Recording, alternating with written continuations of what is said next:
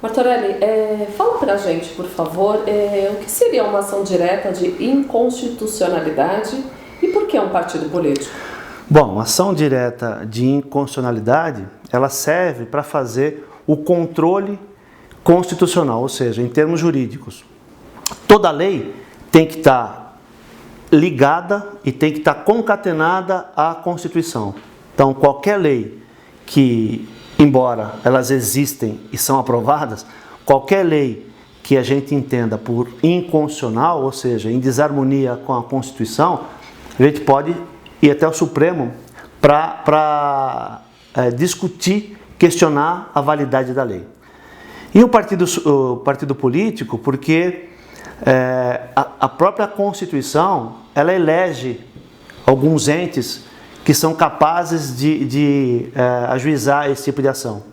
O Sindicato de Atletas de São Paulo, por ser uma entidade estadual, não poderia. O Sindicato Nacional de Atletas Profissionais, por ainda não ter o registro sindical, também não poderia.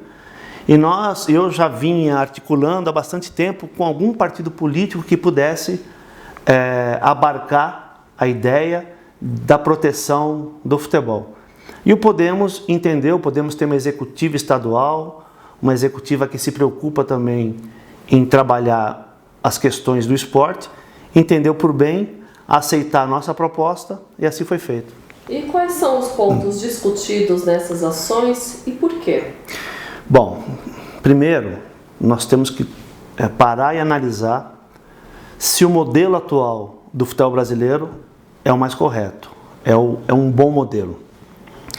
E a gente sabe que não é, né? A gente sabe que não é porque a gente vem perdendo, a gente perde talentos com facilidade, os clubes têm perdido muitas receitas, né? Ou seja, o dinheiro está indo embora do futebol, que é exatamente por tudo o que tem acontecido, né? A gente viu recentemente o escândalo lá no Cruzeiro, final do ano passado no Internacional de Porto Alegre, os clubes muito endividados, né? Um clube em Manaus que o presidente, para poder pagar salário, tem que fazer rifa e vender rifa no semáforo. Então, sim, são questões que a gente precisa parar e analisar. Os campeonatos que a arrecadação, a média de arrecadação, chega a campeonato de um nível que era um nível médio, que era o Campeonato Capixaba, com média de 460 torcedores, enfim. A gente tem que olhar que o modelo não está legal, ele está muito ruim.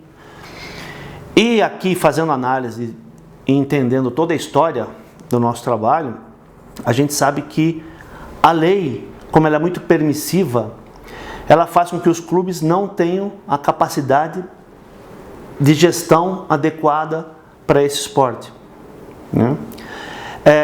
Evidentemente que isso reflete na contratação, na relação de trabalho do atleta. A corda sempre arrebenta para o atleta, porque o dinheiro falta para pagar salário, geralmente. E existe essa permissividade, ela está muito focada na questão de o clube, por exemplo, poder dever 3 meses de salário. E ainda continuar conseguindo prender o atleta por conta da cláusula milionária. E o atleta, quando consegue romper o contrato ainda, ele se depara na hora da execução com o tal do ato trabalhista, que permite o clube estender a dívida por mais 10 anos, 15 anos. Então são esses 3 pontos que a gente tem atacado, porque entende, se a gente conseguir mudar e trazer uma nova regra para esse tipo de coisa, os clubes automaticamente vão ter que tratar melhor a sua gestão.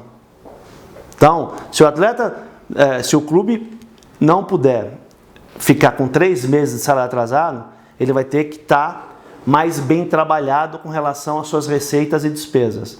Se acaba a cláusula milionária e o clube sabe que com 1 mês e meio de salário atrasado ele pode perder o seu atleta porque não tem uma cláusula que o prenda, ele vai ter que ser rigoroso nas receitas. E se o clube sabe que não existe mais a possibilidade dele estender a dívida quando chegar na fase de execução, depois de um processo de conhecimento, ele vai ter que melhorar a sua gestão. O clube melhorando sua gestão, melhora tudo. Esse é o enfoque da ação. E qual que é a base dessa articulação? Você pode falar um pouco mais a respeito? Exatamente, a base da articulação é um pouco de tudo que eu falei.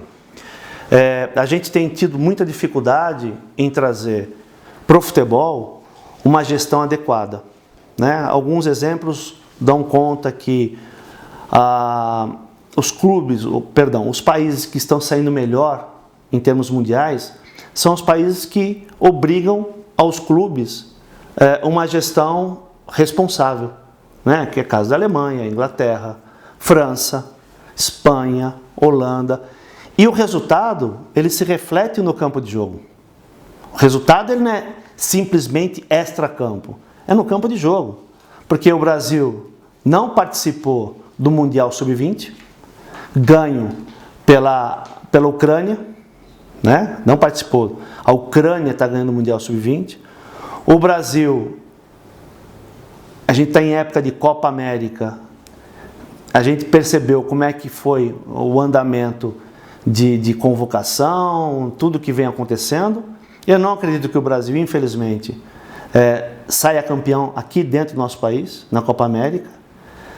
O Brasil não é o favorito, né? Não é o favorito.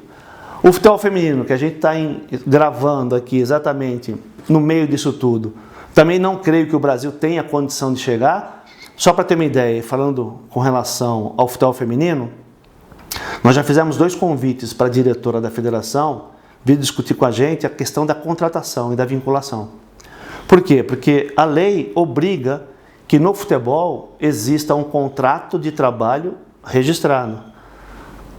Em São Paulo, dos 12 clubes, dos 14 clubes do futebol feminino, só 2 clubes têm o contrato registrado.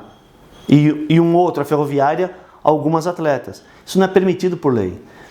Aí você vai discutir com a federação, ela fala, não, esse é um torneio amador. Mas a lei não permite um torneio amador no futebol adulto, tem que ser profissional. Então a gente tem muita coisa para fazer, e como a gente não consegue numa negociação trazer luz para a cabecinha dos dirigentes, a gente tem que acabar impondo via ação judicial.